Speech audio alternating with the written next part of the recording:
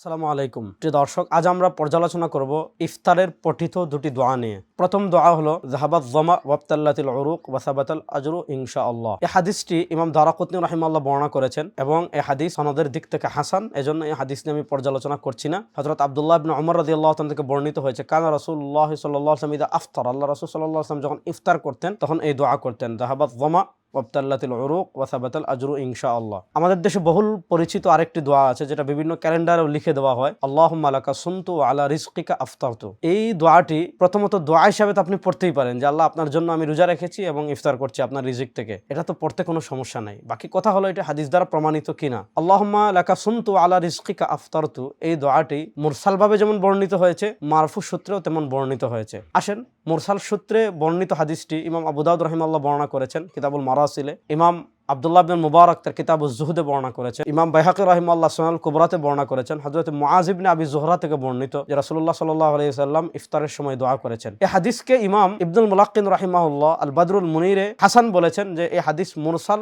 সূত্রেও হাসান। মুরসাল নিয়ে একাডেমিক আলোচনা করব না, যদি ইরসালকারী সিকা হন তাহলে আহকামের ক্ষেত্রেও মুরসাল হাদিস গ্রহণযোগ্য, দোয়ার ক্ষেত্রে তো প্রশ্নই আসে না, গ্রহণ হওয়ার ক্ষেত্রে অবশ্যই গ্রহণযোগ্য। বাকি কেউ কেউ এই হাদিসকে যায়িফ বলতে চেয়েছেন, যেমন নাসিরউদ্দিন আলবানী রাহিমাহুল্লাহ আল ইরওয়াউল গালিল আমার কাছে রয়েছে, আল ইরওয়াউল গালিল ফি তাখরিজ হাদিস মানারিস সাবিল। আলবানী রাহিমাহুল্লাহ সহিহ ইবনে খুজাইমার টিকায় প্রথমে হাদিসকে সহিহ বলেছিলেন, তারপর তিনি যদিও এই বর্ণনাকে যায়িফ বলেছেন, তিনি এই হাদিসের ব্যাপারে কি বলেছেন, এই হাদিসের ব্যাপারে বলেছেন যায়িফান লাইয়িনা, এটা অত্যন্ত চলনসই যায়িফ। আলবানী রাহিমাহুল্লাহ যদিও এটাকে যায়িফ বলেছেন যে সকল কারণে, সে কারণগুলো নিয়ে একাডেমিক কথা আছে, সেদিকে আমি যাচ্ছি না, কিন্তু আপনাকে মনে রাখতে হবে এই হাদিসকে আলবানী রাহিমাহুল্লাহ ছাড়াও ইবনুল মুলাক্কিন রাহিমাহুল্লাহ হাদিসকে হাসান বলেছেন। এটা হলো মুরসাল হাদিস নিয়ে পর্যালোচনা। বাকি থাকলো মারফু সূত্রে এই হাদিসটি হযরত আব্দুল্লাহ ইবনে আব্বাস রাদিয়াল্লাহু তাআলা থেকে এবং হযরত আনাস রাদিয়াল্লাহু তাআলা থেকে বর্ণিত হয়েছে, যে দুটি বর্ণনা ইমাম তাবারানী রাহিমাহুল্লাহ আল মুজামুল কবিরে বর্ণনা করেছেন এবং হযরত ইবনে আব্বাসের বর্ণনায় আব্দুল মালিক নামে একজন বর্ণনাকারী রয়েছেন, যার কারণে ইমাম হাইসামি রাহিমাহুল্লাহ মাজমুআজ যাওয়াইদে বলেছেন রাওয়াহু তাবারানী ফিল কবির ওয়া ফিহি আব্দুল মালিক ইবনে হারুন ওয়া যায়িফুন। এমনই ভাবে হযরত আনাস